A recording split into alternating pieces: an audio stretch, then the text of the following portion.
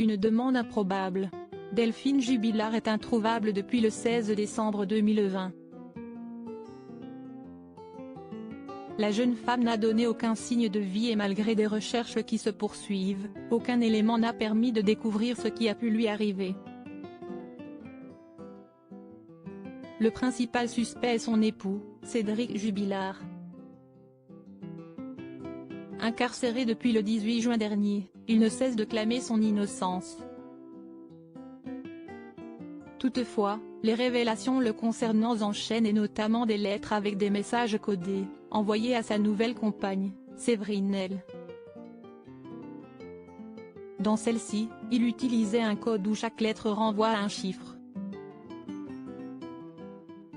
Cela lui permettait donc de discuter avec elle, en toute intimité.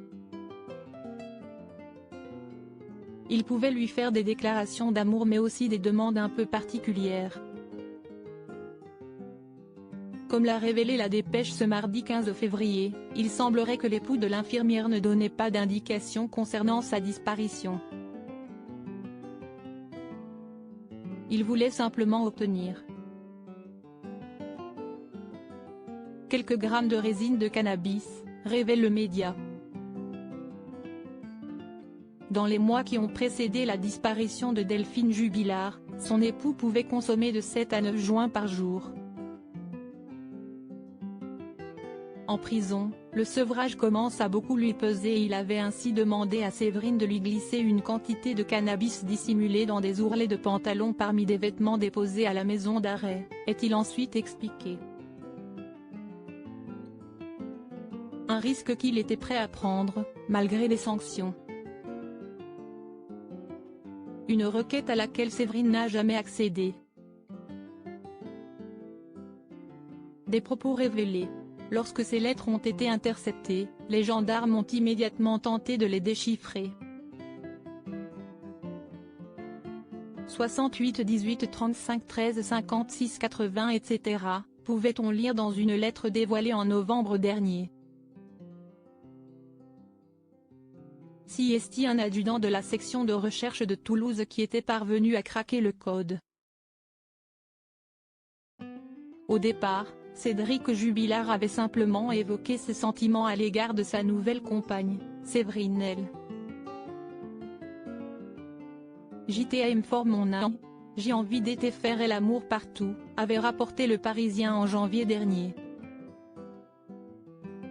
Toutefois, une autre avait également retenu l'attention des enquêteurs puisqu'elle s'adressait directement à eux.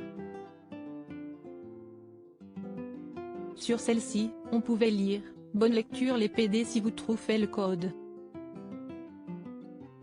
Une révélation qui n'est pas passée inaperçue et, selon un gendarme qui s'était confié dans les colonnes du journal, Cédric Jubilard était tellement sûr que son message ne sera pas déchiffré qu'il en profite pour insulter ceux qui pourraient trouver le code, avait-il affirmé. Toutefois, aucune de ces lettres n'a permis d'en découvrir davantage concernant la disparition de Delphine Jubilard. En effet, celle-ci avait uniquement pour but de faire passer des messages à Séverine L, sans que les gendarmes ne puissent avoir la moindre idée du véritable contenu. Lettres de Cédric Jubilard, pourquoi ont-elles autant fait parler? Ces lettres ont été au centre de l'attention notamment à cause des propos tenus par Marco, l'ex-voisin de cellule de Cédric Jubilard. Entendu par les gendarmes, il avait révélé avoir été en contact avec Séverine L et lui avoir remis un bout de papier contenant des lettres et des chiffres.